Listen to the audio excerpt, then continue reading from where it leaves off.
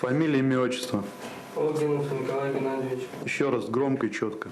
Огинов Николай Геннадьевич. Группа серийных грабителей из Мордовии, которые обчищали автозаправки, магазины и граждан, скоро окажутся на скамье подсудимых. Следственная часть Следственного управления МВД сообщила, что расследование уголовного дела завершено. Уже в скором времени перед судом предстанут 5 из 7 жителей республики. Напомним, в 2012 году уроженцы Дубенского, Инсарского и других районов Мордовии сплотились в преступную группу. Ее организатором и лидером, как предполагает следствие, стал 29-летний Николай Логинов, уроженец Дубенского района. Первое преступление было совершено друзьями на территории Москвы. Вооружившись пневматическим пистолетом и электрошокером, в масках они ограбили продуктовый магазин. Добычей налетчиков стали 8 тысяч рублей. Войдя во вкус, молодые люди стали выбирать объекты с более крупной выручкой. Их преступная деятельность так и не остановилась.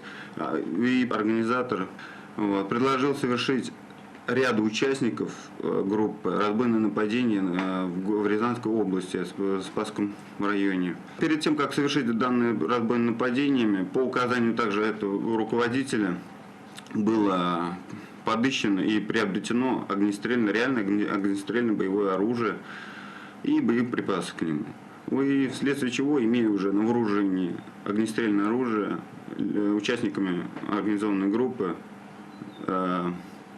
в Рязанской области было совершено разбойное нападение на автозаправочную станцию. Поживиться в соседней области не удалось. От испуга кассир закричала, выронила из рук тарелку, на шум сбежались коллеги. Налетчикам пришлось скрыться. Через пару дней преступники сорвали большой куш в одном из банков Саранска. По поддельному паспорту они оформили кредит на автомобиль «Шевроле Круз» стоимостью 660 тысяч рублей. А уже на следующий день продали машину в Москве. Их деятельность строилась на мнении организатора, его каких-то уловках определенных, его там каких-то проверках, соответственно, места преступления предварительно. Также участники группы, они набирались из числа, кто имел криминальное прошлое, а также из числа приятелей, друга детства, который не подвел в любой ситуации. И каждому преступлению готовились тщательно.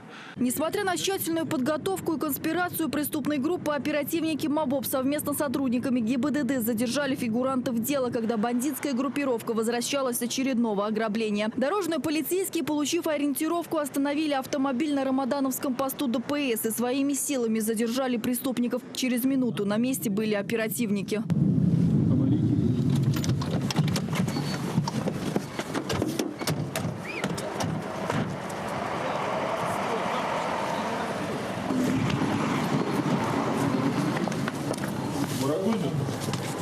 Нет, спокойно. Фамилию говори. Фамилию говори. Громче. Полностью.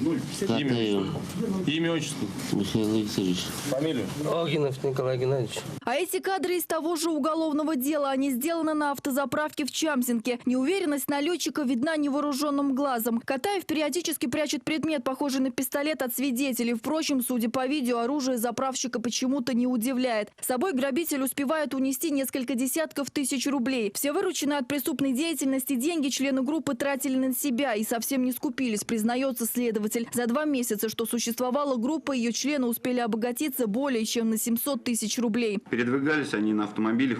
К примеру, в Рязанской области при совершении автомобиль был Mercedes S350. Также в пользовании у организатора преступной группы находился автомобиль Cadillac GT 500. Достаточно такие автомобили представительского класса. И сами участники группы хотели жить на широкую ногу, иметь достаточное количество денежных средств, не прикладывая при этом никаких усилий. После задержания основного состава преступной группы из 4 человек, оставшихся 3 оперативники МВД брали по одному в течение полугода. Сейчас известно, что самому младшему из них было 23 года, самому старшему 40. Обвиняемые нигде не работали, свои семьи содержали на то, что удалось добыть разбойными нападениями. Заправки, деньги взял. Взял или украл, отобрал? Украл.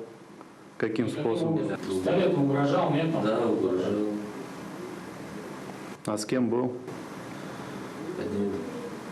Это сейчас у обвиняемых глаза полные слез, а год назад они вели себя совсем по-другому. Двое из 7 обвиняемых, Аксенов и Федосейкин, решили не играть с огнем и заключили досудебные соглашения, чем обеспечили себе сроки наказания ниже, чем обычно. Остальные 5 в скором времени будут озвучивать свои позиции в зале Октябрьского суда. По вмененным статьям, а это разбойное нападение и мошенничество в составе организованной группы, а также незаконный оборот оружия, молодым людям грозит от 7 до 15 лет тюрьмы. Екатерина Имайкина, Игорь Дударов. Происшествие. 10 канал.